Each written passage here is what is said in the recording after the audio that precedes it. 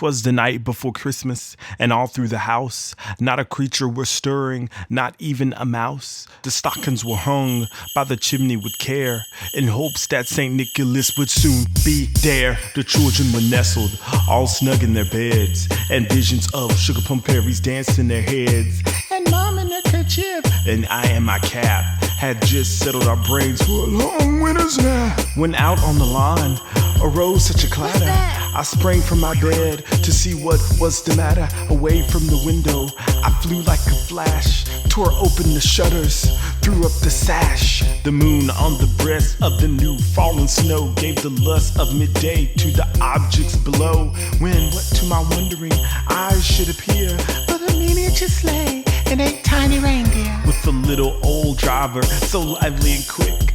I knew in a moment it must be Saint Nick, more rapid than Ingalls. His curses they came, then he whistled and shouted and called them by name. Now Dasher, now Dancer, now Prancer and Vixen, on Comet, on Cupid, on Donna and Blitzen.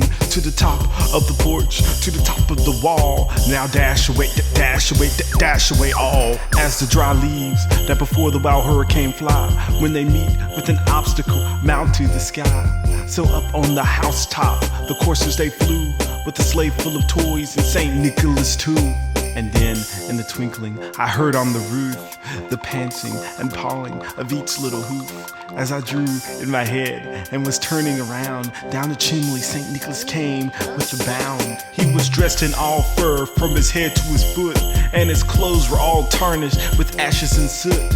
A bundle of toys he had flung on his back, and he looked like a peddler just opened his pack. His eyes they twinkled, his dimples how merry, his cheeks were like roses, his nose like a cherry. His droll little mouth was drawn up like a bow, and the beard on his chin was as white as snow. Stump of a pipe he held tight in his teeth, and the smoke it encircled his head like a wreath. In a broad face and a little round belly that shook when he laughed like a bowl full of jelly. Was chubby and plump, a right jolly old elf, and I laughed when I saw him in spite of myself.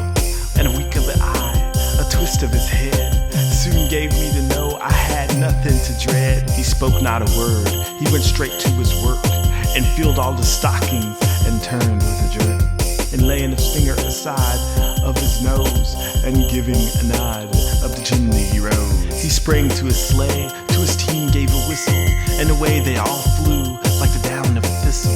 But I heard him exclaim, ere he drove out of sight, "Happy Christmas to all, and to all